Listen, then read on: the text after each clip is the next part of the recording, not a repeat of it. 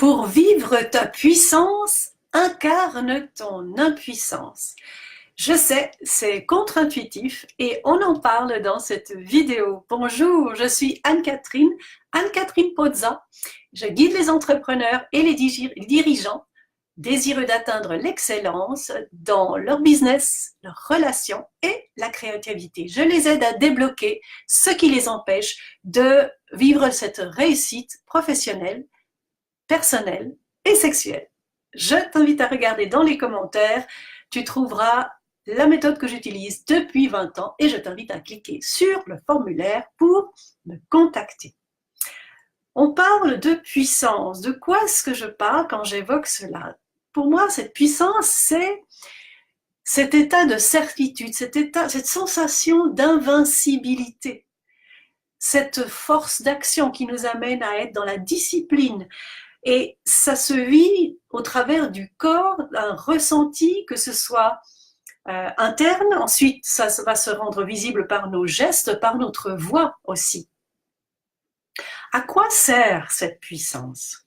Elle va me servir à communiquer avec ardeur, communiquer un message, à vivre l'intensité dans mes relations. Une énergie disponible pour un sport de compétition, par exemple. Être un amoureux fougueux, être un artiste visionnaire, être un entrepreneur florissant.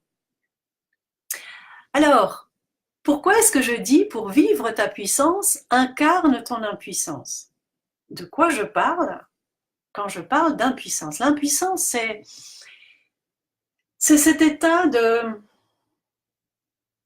un mélange de tristesse et de colère face à un événement que l'on ne peut pas arrêter, que l'on ne peut pas maîtriser, sur lequel on ne peut rien. Et peut-être qu'intérieurement, ça nous révolte. Et c'est un peu comme si tu as envie de courir, mais que tes jambes ne suivent pas. Un exemple, c'est par exemple face à la maladie d'un proche, d'une personne qui nous est chère, peut-être qui a un cancer et que l'on voit être diminué dans son intégrité physique. Et nous, on est là, on observe, on aimerait faire quelque chose et on n'y arrive pas. C'est au niveau plus collectif, un autre exemple, c'est par exemple Notre-Dame en flammes, hein, la cathédrale Notre-Dame à Paris qui prend feu. On voit ces images sur Internet, à la télévision, partout. Et on est là face au désastre de quelque chose qui s'effondre. Quelque chose qui s'effondre à l'extérieur, le toit de Notre-Dame, et à l'intérieur de nous aussi, hein, dans une sensation intérieure, quelque chose qui s'effondre, qu'on n'arrive pas à retenir. Voilà, ça peut être, je ne sais pas, pour ceux qui travaillent avec les marchés boursiers, eh bien, quand tout d'un coup, il y a une crise financière, les marchés boursiers s'effondrent et on n'a plus de levier d'action pour inverser une tendance. Ça peut être une crue, un ruisseau qui emporte tout sur son passage. Je suis impuissante face à ce spectacle qui me dévaste, et qui me dévaste aussi à l'intérieur. Alors, comment incarner cette puissance? Et on va en parler tout de suite. J'aime bien parler de cette métaphore du tuyau d'arrosage parce que on a ces deux polarités, puissance et impuissance. Pour vivre ma puissance, il est important que j'incarne mon impuissance. Comment le faire? Pourquoi? Parce que la puissance, eh bien, c'est comme de l'énergie qui traverse, par exemple, dans un tuyau d'arrosage. Eh bien, ce tuyau d'arrosage, à un moment donné dans mon existence, j'ai pu vivre des expériences qui m'ont fait vivre à l'intérieur de l'impuissance. Donc, c'est comme si j'avais serré le tuyau, plus ou moins. Alors, soit l'énergie ne passe plus du tout, elle est complètement bloquée, ou alors elle passe, mais très peu. D'accord? Donc, s'il y a quelque chose qui est bloqué au niveau de mon impuissance, c'est-à-dire qui me fait vivre de l'impuissance à l'intérieur, alors j'aurai moins de puissance disponible. Voilà. Donc, comment revivre ces moments ou comment incarner ton impuissance, c'est en allant revivre certains événements qui ont pu te faire sentir de l'impuissance, d'aller les revivre par le souvenir. C'est vrai, je suis d'accord, ça demande un peu de courage parfois.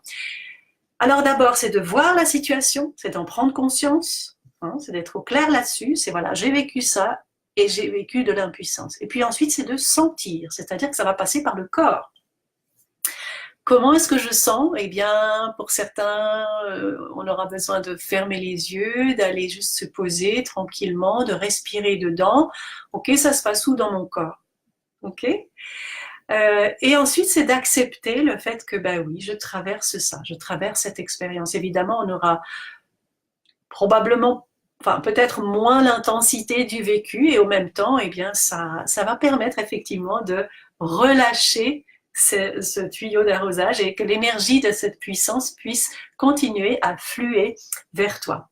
Et quels seront les bénéfices alors? Eh bien, c'est d'incarner ces puissances, ça va permettre de récupérer de l'énergie, ça va permettre de récupérer de la confiance, de la niaque, de l'allant pour tes projets, du dynamisme, bref, une énergie disponible pour tes projets créatifs, pour vivre ta libido et ta sexualité de manière jouissive et voilà, d'apporter du sang neuf, on va dire, dans ton business, dans ton business et dans tes relations, au service d'une vision, au service de ta stratégie, au service de ton plan d'action. Et c'est ce que je te souhaite. Voilà, en résumé, dans cette vidéo, j'espère qu'elle t'aura amené de la valeur et de la clarté sur cette dynamique.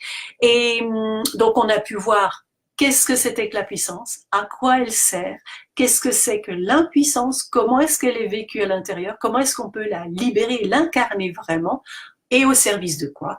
Récupérer de l'énergie pour tes projets professionnels, personnels, amoureux. Voilà, je t'invite à noter en commentaire ce que tu as retenu de ce sujet, partager avec moi ce que tu penses de ce sujet et surtout quelles actions tu vas poser maintenant pour avancer sur ton chemin. Je t'invite à liker, partager, commenter cette vidéo et de cliquer sur le lien qui se trouve en commentaire pour réserver ta session stratégique diagnostic avec moi. Je sais qu'il me reste quelques créneaux disponibles pour la semaine prochaine. Et puis, bien voilà, nous on se retrouve dans la vraie vie et je te dis à tout de suite.